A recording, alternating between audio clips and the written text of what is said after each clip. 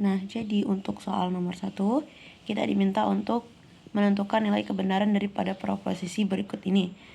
Pertama di bagian A, itu ada 2 ditambah 3 itu sama dengan 6. Atau akar 196 itu sama dengan 13. Ya, jadi di sini P itu merupakan 2 tambah 3 sama dengan 6. Di mana 2 tambah 3 sama dengan 6 itu salah. Kenapa? Karena 2 ditambah 3 itu 5.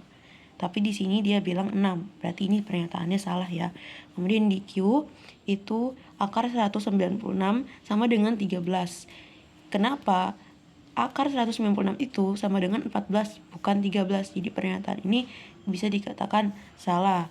Jadi dari kesimpulan ini bisa kita lihat P dan Q seperti salah atau salah itu salah, karena salah atau salah itu salah. Maka jadi 2 tambah 3, 6, atau akar 196 sama dengan 13 itu salah, karena 2 tambah 3 sama dengan 5 dan 196 sama dengan 14. Jadi ini karena dia memakai atau, jadi salah atau salah itu adalah salah. Next di bagian B, jika 7 bukan bilangan prima, maka 7 bilangan ganjil. Di sini kita taruh P sebagai 7 bukan bilangan prima, kemudian Q adalah 7 bilangan ganjil. Nah, di sini seperti yang kita tahu, 7 itu bilangan prima.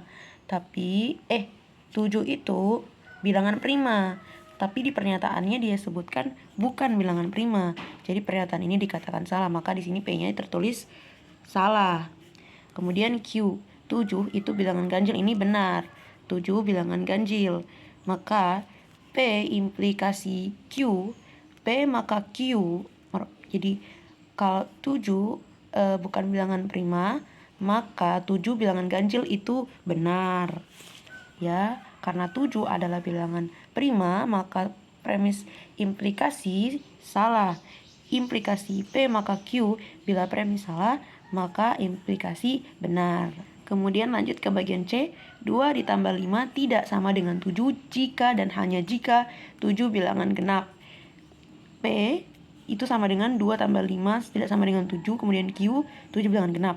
Di sini pernyataan ini itu bisa dikatakan salah ya, karena 2 ditambah 5 itu sama dengan 7. Tapi di sini pernyataannya dia tuliskan tidak sama dengan 7.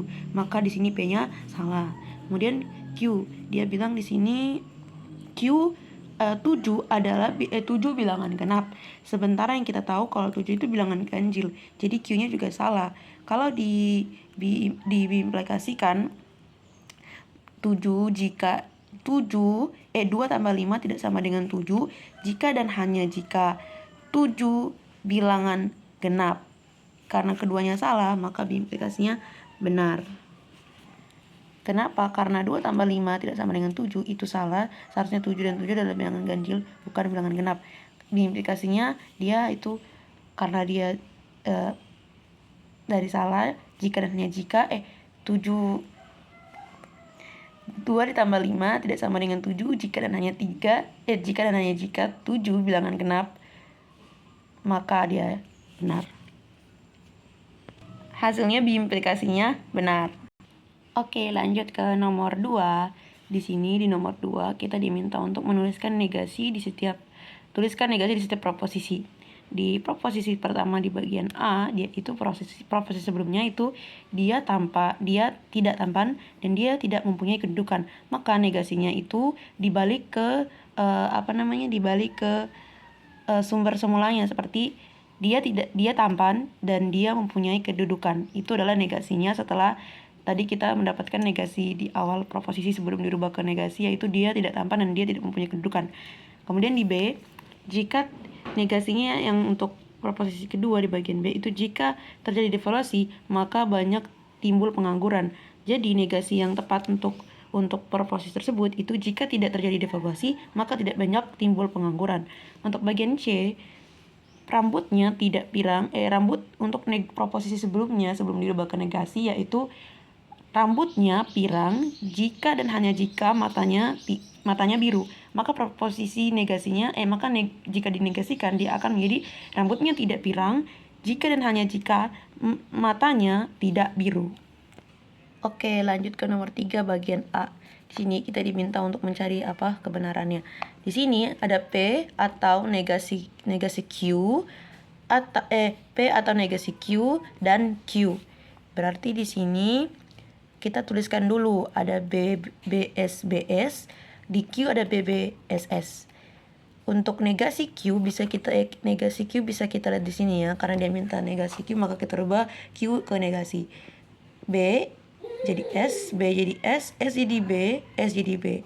Kemudian dia minta P atau negasi Q. Di P atau P ini atau negasi Q yang ini. B atau S itu benar. S atau S itu salah ya, kalau di atau itu salah. Terus B atau B itu benar, S atau B itu benar. Kemudian dia minta untuk dan Q. Maka ini oke. B dan B itu benar karena dan itu keduanya harus benar. Kemudian B dan S itu salah ya, karena seperti tadi saya bilang itu harus benar kedua si dan ini. Kalau ada dan maka keduanya harus benar. Karena di sini B dan S maka dia salah. Kemudian S dan B itu salah, S dan B itu salah. Maka hasilnya B, S, S, S, S, S. Oke, lanjut ke bagian B. Di sini ada P dan Q, implikasi negasi P. Oke, kita seperti biasa kita buatkan dulu ya ini BSBS, BBSS, kemudian langsung saja kita bikin seperti ini. P dan Q, di mana B dan B itu benar, S dan B itu salah, B dan S itu salah, S dan S itu salah. Kemudian kita buatkan negasi Q-nya ya. Di sini negasi Q-nya itu kebalikan negasi dari B yaitu S. Seperti biasa negasi Q. Maaf teman-teman, ada kesalahan ini, ini seharusnya negasi P. Oke, langsung saja ya, karena dia minta negasi P di ujung, berarti ini yang kita negasikan P. Oke, maaf oleng. Jadi di sini negasi B itu S, negasi S itu B, negasi B itu S, negasi S itu B. Sudah clear ya? Maka kita langsung buatkan saja ininya. Berarti ini dan ini ya, P dan Q implikasi negasi P. Kemudian ya langsung saja, B implikasi S itu salah karena jika di sini benar kemudian di sininya salah, maka seperti mengatakan dia gagal memenuhi janjinya, terus outputnya salah. Jadi B maka S itu dinyatakan nilai kebenarannya salah dalam implikasi. Kalau S sama B itu tetap benar. Kenapa? Karena dari yang saya paham, jika P-nya itu salah, tapi jika P-nya itu salah tapi Q-nya itu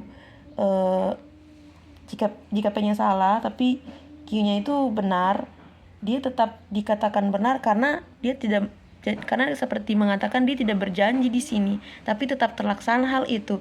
Jadi kebenarannya tetap benar karena meskipun dia tidak berjanji, dia tetap melaksanakan, dia tetap benar. Seperti itu kurang lebih logikanya.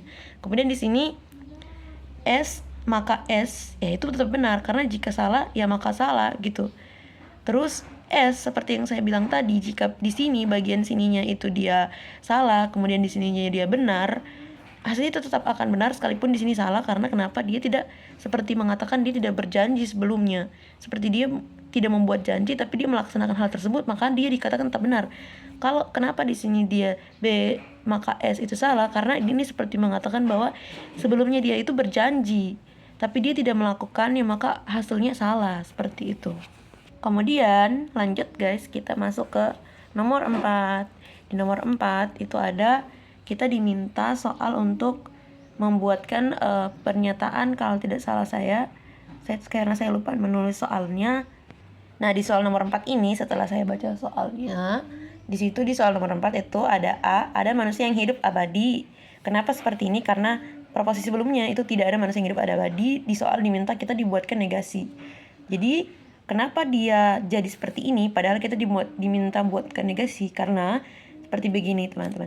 Negasi itu jika misalnya nih ada satu pernyataan yang sudah dinegasikan, seperti contohnya yang bagian A ini. Tidak ada, ini kan proposisi sebelumnya, tidak ada manusia yang hidup abadi. Namun di soal diminta kita untuk membuatkan dia ke pernyataan negasi. Jika kalimatnya itu sudah ternegasikan, seperti sudah ada kalimat tidaknya atau kalimat bukannya, maka dia akan kembali ke sumber awalnya. Karena seperti itulah hukum negasi bekerja. Begitu juga yang di bawah, semua pulau di Indonesia didiami oleh penduduk. Di sini proposisi sebelumnya itu tidak semua pulau di Indonesia didiami oleh penduduk, maka jika diminta lagi untuk dibuatkan negasi, dia kembali ke kalimat awalnya, semua pulau di Indonesia didiami oleh penduduk. Oke, lanjut ke nomor 5. Di jawaban nomor 5 itu seperti di soalnya, karena saya tidak akan membacakan lagi soalnya. Diketahui P, Pandi itu jujur, dan L, Lugo itu jujur. Oke, berarti dia negasi P atau negasi L. Karena Pandi yang mengucapkan, maka ini kalau seperti ini ya anunya. B, S, B, S. Oke, negasi P-nya S seperti biasa, seperti ini negasinya SS, BB, kemudian negasi L, SBS, SB. Kemudian untuk jika kedua ini diataukan seperti ini. S atau B, ini S atau S salah, S atau B benar, B atau S benar, B atau B benar. Kemudian karena Pandi yang mengucapkan, maka dia P diimplikasi negasi P atau negasi L, dimana artinya Pandi jujur jika dan hanya jika, seperti itu ya. Kesimpulan akhir, Pandi jujur dan Lugo pembohong. Kenapa seperti itu? Karena jika di sini dia P-nya diimplikasikan kan, jadi dari sini ya ini diimplikasikan sama hasil yang ini, berarti ya. Ini kita tutup dulu supaya kita bisa fokus. Oke, B, jika dan hanya jika S itu salah. Kenapa? Karena keduanya tidak sama. Jadi diimplikasi harus keduanya itu harus sama. Seperti kalau misalnya di sini B, maka di sini juga harus B, sehingga kita bisa menghasilkan pernyataan B. Nah, coba kita lihat lagi di sini yang kedua. P itu B. Jadi P di sini P jika dan hanya jika B. Nah, karena keduanya sama, maka nilai kebenarannya benar.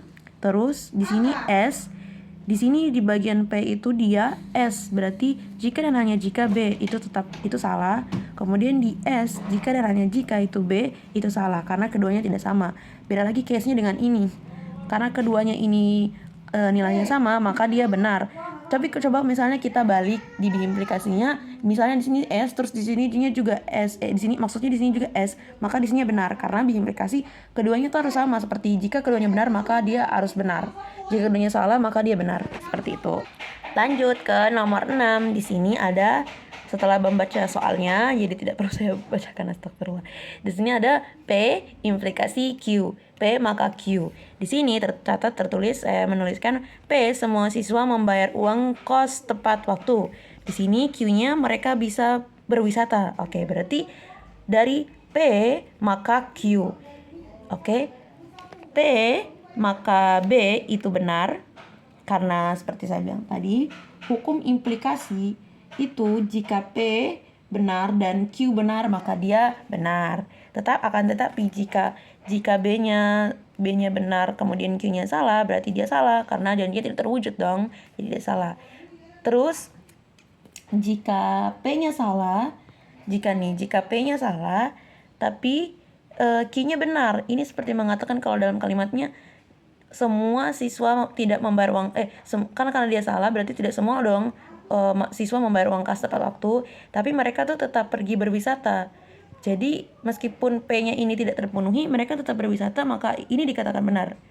Ya. Terus karena seperti itu hukum implikasi bekerja. Kemudian di S, jika P salah, kemudian Q-nya salah, ini tetap benar karena bisa dikatakan ada kemungkinan lain seperti semua siswa membayar uang kas. Semua siswa membayar uang kas tepat waktu, itu kan salah. Kemudian Q, mereka tidak bisa berwisata. Ya udah tetap benar karena ya mereka juga tidak kemana-mana. Ya ini pernyataan tetap benar karena P maka kayak seperti ini mengatakan tidak semua siswa membayar uang kas tepat waktu, maka mereka tidak bisa berwisata. Ya itu benar. Jadi seperti mengatakan P maka S, ya udah benar. Seperti itu. Karena siswa ini penjelasannya, karena siswa membayar kas tepat waktu, maka berdasarkan pernyataan ketua kelas mereka seharusnya dapat berwisata di akhir semester. Seperti itulah pernyataannya. Jadi seperti itu penjelasan saya. Lebih dan kurangnya mohon maaf.